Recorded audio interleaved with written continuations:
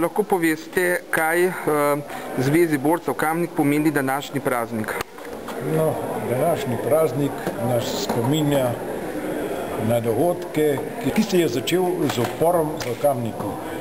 No, Kamnik je eden, lahko bi rekel, prvih krajev, kjer se je začel upor. To je bilo že 27. julija na Brvi pri Titanu, na Titanovi Brvi, na Perovem, kjer sta bila ustreljena prva talca že na ta dan. No, jasno, kasneje se je ta odpor v Kamniku odvijal naprej, kar je tudi bil rezultat aretacij od, kako bi rekel, z odganjanjem v zapore, begunske zapore, no in tudi prvih talcev obešenih v Kamniku. No, to se še zdaj imenuje, je fontana z imeni vseh 8 talcev, ki so bili obešeni v Kamniku. No, jasno, ta odpor se je nadaljeval skozi, sicer ne posredno v Kamniku, niti ne, ampak v okolici Kamnika, Tuhinjska dolina, to je bila. Nemci so celo rekli, da je to mala Rusija. To je bilo skozi, takoj od Kamenka gor, v celi Tuhinjski dolini, skozi Kozjak, Menina, vse to je bilo zelo veliko teh, kako bi rekel, partizanov, borcev, narodno-osvobodilne borbe.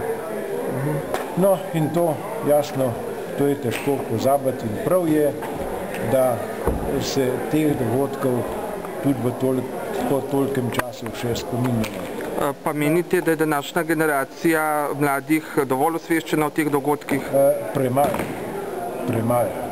Tudi tukaj bi bilo treba malo več tega domoljubja v šolah in spoznavanja tudi narodno-osvobodilne borbe, ker ti, ki smo še preživeli ta čas, se lahko dobro spominjamo in težko je danes, ko nekdo vse te stvari zanika.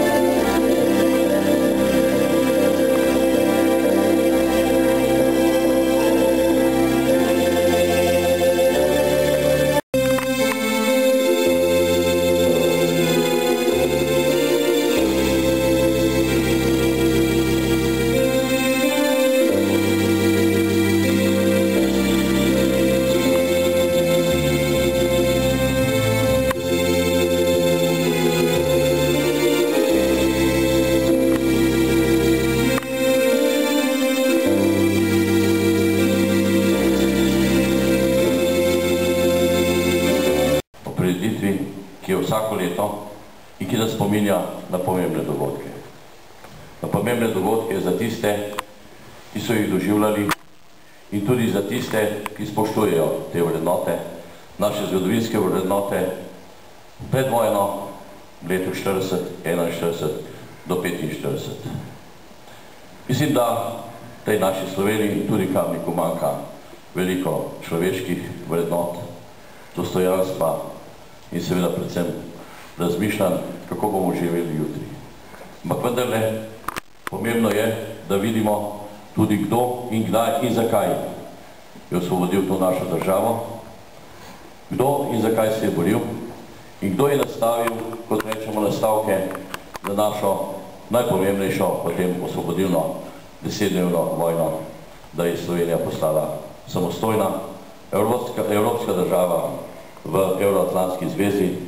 In torej tudi danes, pravzaprav v teh dneh, se spominjamo 5. obletnice, ko smo prestopili prag, postali člani Evropske unije. Razmišljamo za naš lepši jutri, da se spomnimo vseh tistih, ki so v letu 41 in kasneje sodelovali za našo svobodo in seveda, da se spomnimo tudi delavcev, ki iz dneva v dan slabše živijo. Žal je naša morala takšna, da je seveda sosed sosedu bo raje končal s temi rikicami. Čestitke v prazniku.